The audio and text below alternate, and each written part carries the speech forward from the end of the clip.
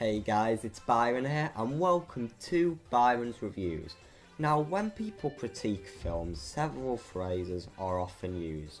Phrases like generic, cliché, predictable, the list goes on. And when these phrases are used, it's most often in a rather negative light, but are they really inherently bad? So in this video, we'll be discussing whether films having predictable or cliched elements is really a bad thing. So I hope you enjoy. Now, first of all, I feel that I need to throw something out there.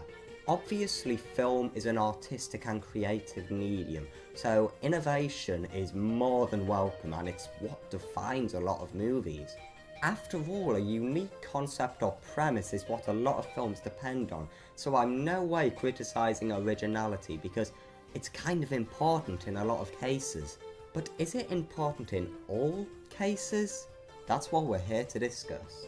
So to kick this discussion off, I would like to use as an example the 2007 romantic comedy Run Fat Boy Run.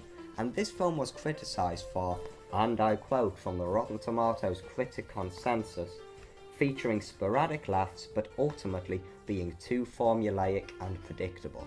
This quote in my eyes is true, but is it really such a bad thing?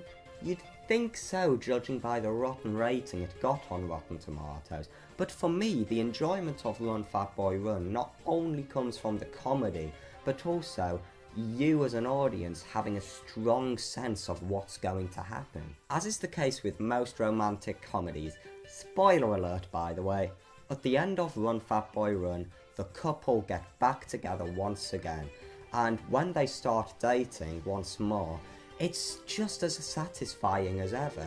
And sure, a lot of the comedy in the film is very formulaic, because when what seems to be a throwaway line is introduced, you know it's a joke and you're just there waiting for the joke's payoff. A lot of the time full well knowing what the payoff is going to be, but in a weird way, that sense of knowing what it's going to be makes it even more funny when the payoff does happen. But why is this?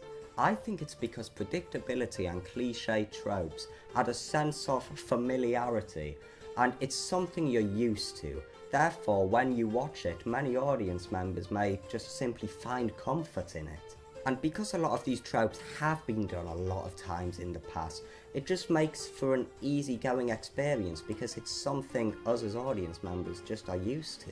Now, I feel that I may be repeating myself from other videos with what I'm about to say, but I feel like it is relevant here. When you're tired and just want to relax with something you don't have to think about, a film being predictable or generic is more of a positive than a negative to me, because it's something we know and it's something we like. And as such, oftentimes when you've come back from a long day at school or work or whatnot, these films can be absolutely amazing. On top of this, there is another reason why certain things are used over and over in film, and that's because they have proven to work and be something that people enjoy. For example, I'm going to be using the Sharknado series, in particular the protagonist Finn Shepard. Finn is the embodiment of a generic action hero, and with a deep gravelly voice, especially in the sequels, and a general hyper-masculine persona, this exaggeration of what is a debatably done-to-death characteristic is just so much fun to watch. Finn's motives in the films are very simple and not really anything new, but you wouldn't want it to be anything more than what it is, because if it was anything more, it probably wouldn't fit. And as I kind of said earlier, although it may be playing it safe, it's giving audiences what they want.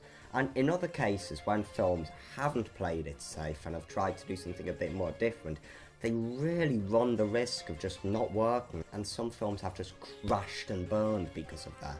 But again, reiterating what I said in my disclaimer, this isn't to say that people can't be ambitious.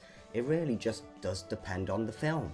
But back to my point, have you ever seen a film where in the beginning and maybe even the middle you were really enjoying, but then it just never developed into what you wanted it to, and as a result it had an unsatisfying end? To explain what I mean even further, I'm going to be using Megapython vs Gatoroid as an example, and once again there'll be some spoilers of that film. Wow, there have been a lot of spoilers in this video. Anyway, at the end of this film there is a twist where the two protagonists die, and this just didn't work in my opinion, because it's quite a light-hearted and fun-toned film, and in those kind of films you just expect the main characters to survive. And even though it may have been unpredictable and surprising that the main characters died, it wasn't satisfying, and it's not what the audiences want, so it wasn't really effective in my opinion. But that twist can work, and it has worked in quite a few movies. For example, in the movie Night of the Living Dead, which there'll be spoilers of here, which I guess I may have kind of given away already, but all of the main characters die at the end of that film.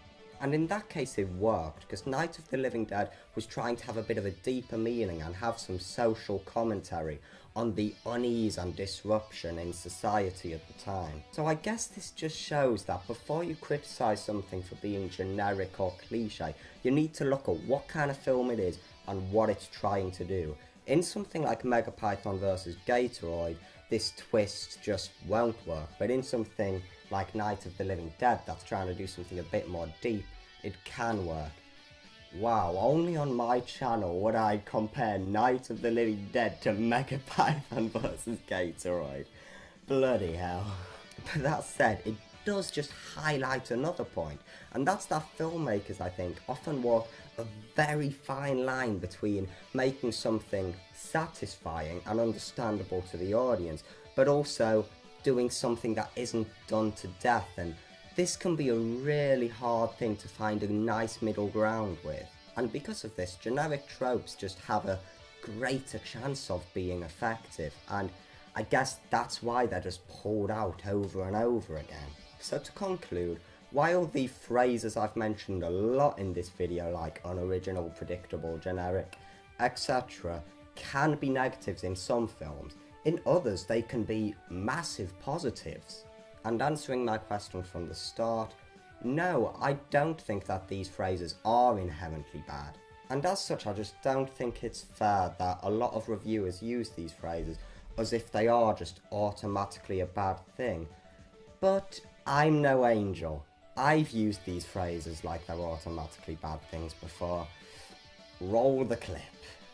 From the films I've seen by Mark Atkins, he is, in my opinion, a sort of below average director. He's done a ton of films and they all seem to be the most generic and by the book films of the particular genre he's making a film of.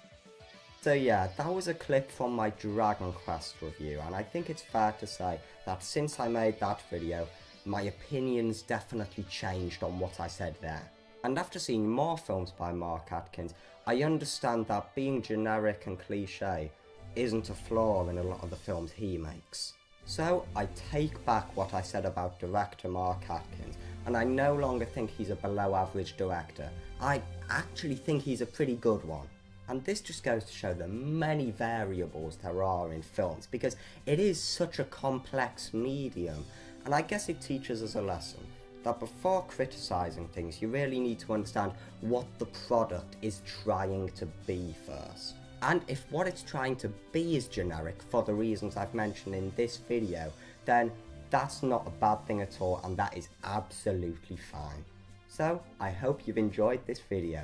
Do you agree with what I've said, disagree with me, or do you just have something else to add? If so, please drop a comment, because I'd love to get a discussion going here. And one more thing I'd like to mention is that this is my second video just having a general discussion about a certain topic to do with a film or game or whatnot, because my first one did incredibly well. I think it got 9 likes at the time of this video, which is crazy compared to some of my other videos. So thank you guys for watching and enjoying that one, and I hope you enjoyed this one too, because I think I do definitely want to do more videos like this. As always, thanks for all you guys do, for the constructive criticism and the feedback, and I hope to see you soon. But until next time, I will see you later. Bye.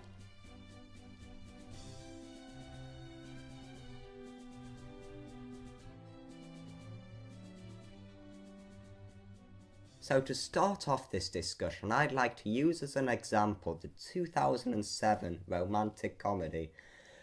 I'm getting out of breath.